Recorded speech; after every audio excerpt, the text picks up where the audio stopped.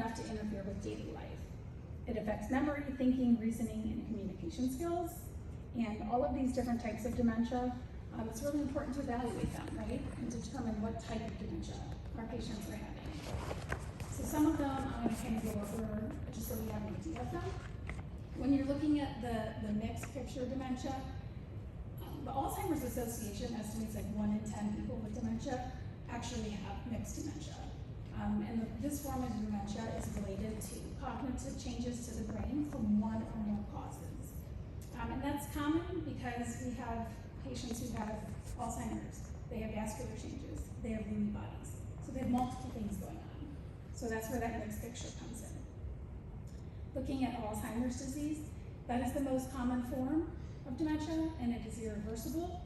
It affects nearly 70% of all dementia cases and over 4.5 million Americans. It results from that deterioration of the brain cells. In the left hippocampus is where it typically starts, so those new memories can't be formed and stored. And then when you're looking at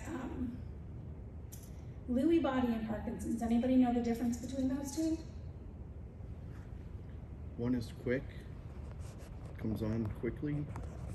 One lasts longer with Parkinson's too. Parkinson's? Yeah. And well, and the other part of it too, when you're looking at it, Lewy bodies, you start more with the cognitive issues, and then the physical presentation of the tremors and everything else, that comes later. Whereas Parkinson's, you have the physical first, then you have the cognitive. So they're similar, but they're reversed when you're looking at it from that perspective. But when you're looking at dementia with Lewy bodies, it is the third most common form of dementia, and it does typically begin after the age of 55. Again, those symptoms start with cognitive symptoms and then proceed to physical symptoms. Some of the symptoms you will find with dementia with Lewy body, you do see some hallucinations, delusional thinking, insomnia, and a lot of people with dementia with Lewy body will say that sleep and nightmares were one of the first symptoms that they noticed. Dementia and Parkinson's, as we said, usually starts with that Parkinson's diagnosis, and then it progresses to the cognitive symptoms. Frontotemporal. Anybody here have patients with FTD? Yeah. What's a big problem you have with a patient with FTD? Could be volatile behaviors. Right, because it's impacting frontal lobe, right? So their decision making is significantly impaired. When you're looking at that, the behavioral variant of FTD is the most common subtype, which again affects primarily the frontal lobe, which impacts that emotional regulation and attention, planning, reasoning, and problem solving. And then there's the vascular dementia, which presents problems with reasoning, planning, judgment, all of those things that we see with dementia, but it's typically due to that lack of blood flow to the brain. It can develop after a stroke, but it's not always the cause for the vascular dementia. All right, so there's stages to dementia. So when you're looking at it, there's early to severe, right? So all types of dementia are staged from early to severe. They all progress at different rates, depends on the person, again, but usually it starts early, progresses to moderate, and it goes to severe. The early stages of dementia can be subtle and very difficult to recognize at first.